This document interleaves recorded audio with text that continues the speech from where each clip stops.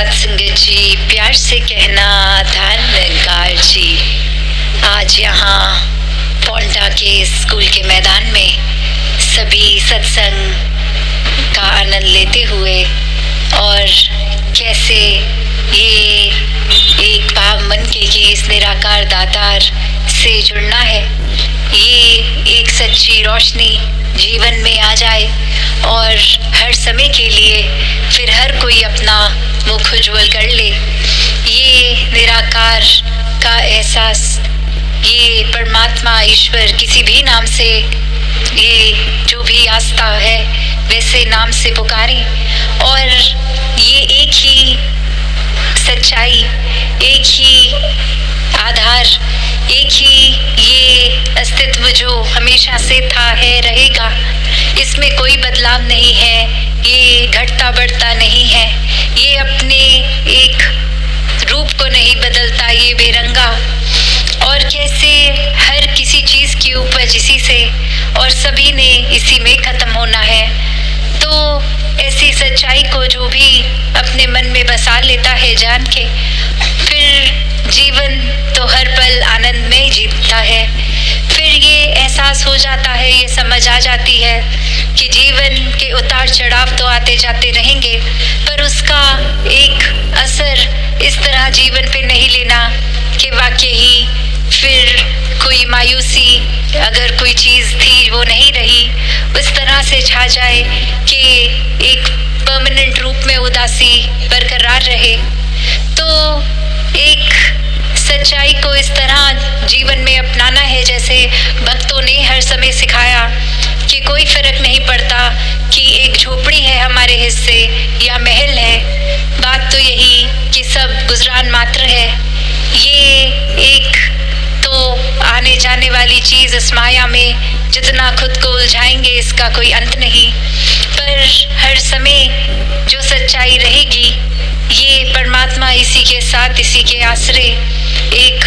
भक्तों के अनुसार जिस तरह भक्तों ने खुद जीकर भी सिखाया और एक अपने वचनों से भी कर्मों से भी, तो ऐसा ही जीवन हर कोई जी सकता है। भक्तों ने हमेशा बताया कि इस प्रभु परमात्मा को हर पल जीवन में शामिल करो, तो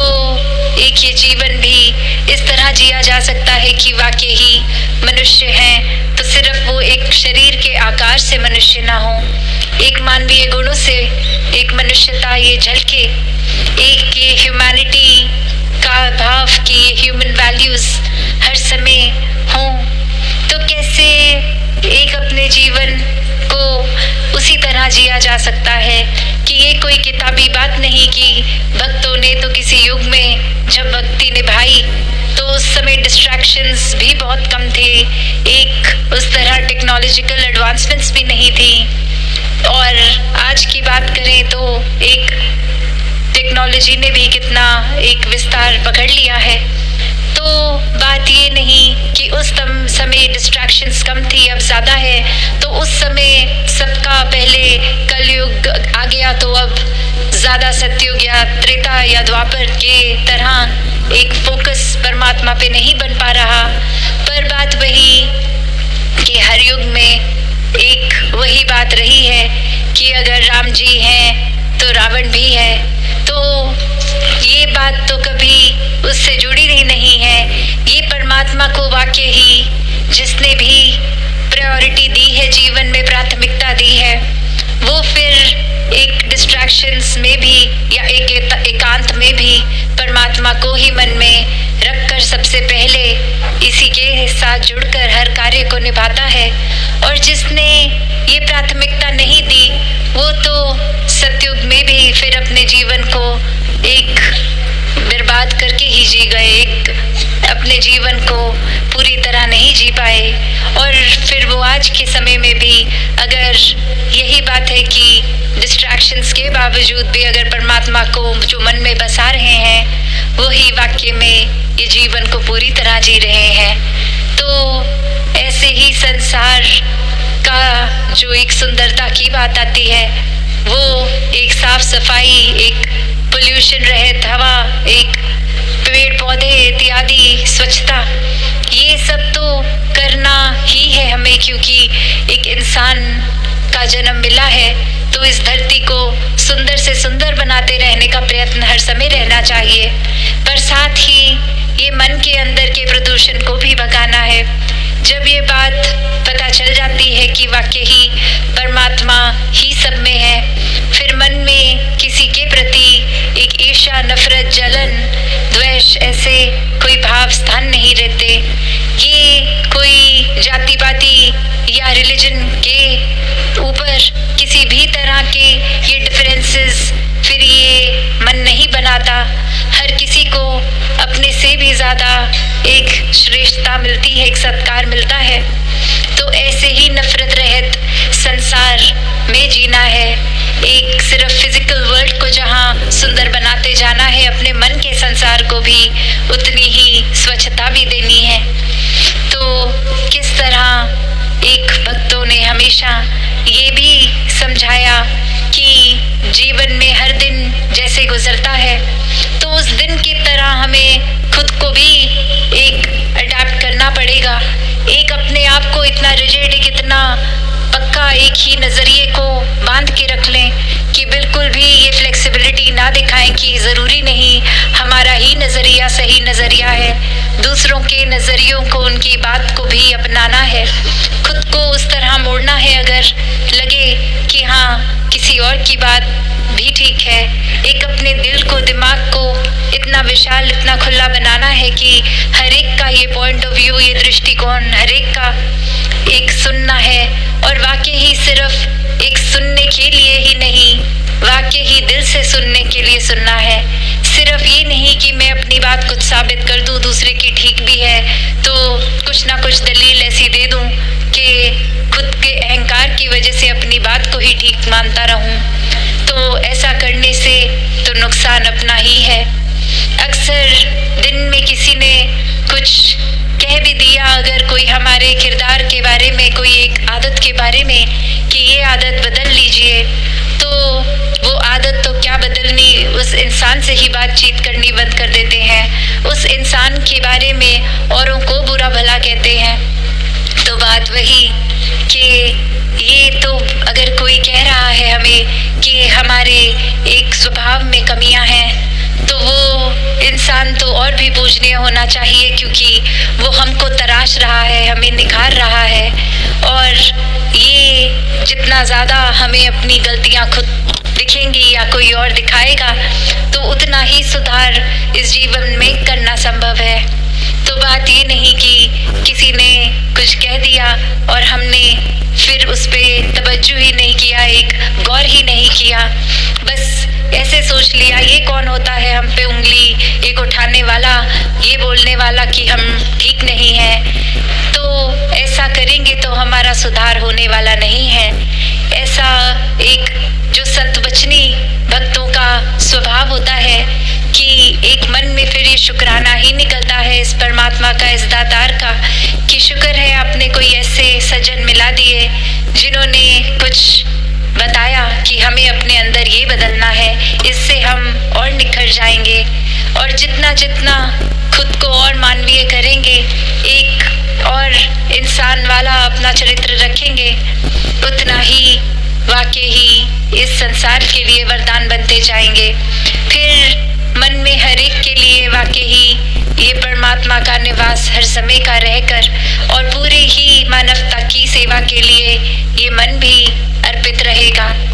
जैसे आज भी हम स्कूल के मैदान में हैं और अक्सर ये बात की जाती है कि एक चलो उस लिहाज में कि उम्र के लिहाज में स्कूल की ये युवा अवस्था तक ही सिर्फ एज होती है पढ़ने की, अगर तो ये पर जीवन में अगर हम ये पढ़ाई या कुछ सीखने की बात करें तो ये तो आखिरी समय तक, आखिरी श्वास तक कण कण से शिक्षा ली जा सकती है। कैसे एक बात वो नहीं कि हम किसी वजह से ऐसे कहने लायक नहीं है कि हमें किसी ने कुछ सिखाया नहीं इसलिए नहीं सीखे, वो तो कहीं भी नज़र घुमा लें तो हर चीज़ से शिक्षा है। कि एक छोटी सी अगर घास को ही देख लें तो कितनी भी आंधी आए वो अपनी जगह से टूटती नहीं है, क्योंकि वो अपनी जड़ों से ऐसी जुड़कर एक अपने स्वभाव में इतनी लचक, इतनी फ्लेक्सिबिलिटी ही रख रही है कि हवा का रुख आते ही खुद को मोड़ रही है। और वहीं अगर हम ये सोचें कि कुछ हमें अपने अंदर बदलने की ज़रूरत नहीं है, तो आंधी आते ही ऊंचे ऊंचे पेड़ टूट के गिर जाते हैं, क्योंकि उनमें एक ये स्टिफनेस है, ये लचक नहीं है। तो हम भी अगर अपने दृष्टिकोण को ऐसा बना लें कि नहीं, हम ही सर्वोत्तम है, हमारी सोच जैसी तो सोच किसी की भी नहीं है, एक हमसे अच्छा तो कोई कुछ ना सोचता है, ना किसी में बल है, ना अकल है, तो फिर ये हमारा ही नुकसान है, हम अपना नुकसान कर बैठेंगे। तो ये विनम्रता को अपनाएं, एक परिस्थिति के साथ खुद को बदलें और हर पल, जैसे भक्तों ने बताया कि कोई भी चीज़ अगर अक्सर आदत हो जाती है किसी रूटीन की भी, तो भक्तों ने ये समझाया कि अगर वो चीज़ आपके मन मुताबिक दिन में नहीं भी हो रही तो भी मन में चिड़चिड़ापन न आए, क्योंकि इस मन में अगर परमात्मा है तो वाकई ही फिर कोई चीज़ होने या ना होने से मन पे असर नहीं आना चाहिए। तो बात वही कि कैसे किसी भी सिचुएशन, किसी भी परिस्थिति के साथ खुद को ढाल लेना चाहिए। जैसे अगर हम अभी देखें तो धूप बहुत कड़कती हुई है, तो इस समय हम कोई रेनकोट तो नहीं पहन के बैठे कि बहुत तेज़ वर्षा हो रही है तो तन को भीगने से बचा लेंगे। नहीं, इस समय हमें पता है कि एक धूप है तो एक रेनकोट की ज़रूरत नहीं है। और वहीं अगर ज़ोर से वर्षा होने लग जाए किसी दिन, तो हम सबसे पहले अपने छाते, वो रेनकोट सब निकाल लेंगे कि कपड़े ना भीग जाएं, सर्दी ना लग जाए। तो बात वही कि एक चीज़ हर समय के लिए अगर हम अपने स्वभाव में, अपने वस्त्रों में पकड़ के बैठ जाएं कि यही ठीक है, तो वो एक परिस्थिति में तो ठीक है, पर दूसरी में वो किसी काम नहीं आने वाला। तो बात वही, ऐसी ही सच्चाई को पकड़ें, ऐसे ही परमात्मा को हर समय जीवन में मन में बसा के रखें, जो हर परिस्थिति में एक समान, हर परिस्थिति में काम आने वाला। और सिर्फ इसलिए काम नहीं कि कोई संसारिक रूप में कोई स्वास्थ्य ठीक करना है, कोई धन दौलत चाहिए, कोई परिस्थिति अपने हिसाब से चलवानी है, तो आज परमात्मा को याद कर लिया, नाम ले लिया, कुछ परमात्मा के नाम पे कुछ मदद रूप कर दी किसी की। नहीं, ये परमात्मा से प्यार बनाना है, ये प्रेमा भक्ति को अपनाना है, और इसी प्रेमा भक्ति के लिए फिर ये भक्ति वाकई ही भक्ति बनती है। और कैसे फिर हर परिस्थिति में परमात्मा का नाम दिल से लिया जाता है, ये लेने की ज़रूरत भी नहीं, ये सुमिरन हर पल मन से निकलता है। फिर यही बात हर समय एक रहती है कि ये परमात्मा तो हर समय इसी से प्यार है, कोई ये फिर परिस्थिति के ऊपर डिपेंडेंट नहीं है। ये तो एक आनंद की अवस्था भक्तों की कि फिर ये दुख सुख से ऊपर उभर जाते हैं, ये तो फिर सुकून में जीते हैं, ये अपने मन को इतना विशाल बना लेते हैं कि ये ब्रह्म ज्ञान की दात जो मिली, जो निराकार हिस्से है, ये निराकार के अंदर और अपने आप को एक मिक करते हुए ये सोच का विस्तार इस तरह कि ये और एहसास बनता जाए, ये हर रूप में भक्त फिर पॉजिटिव एक तरीके की ऊपर विस्तारित ही चलते हैं।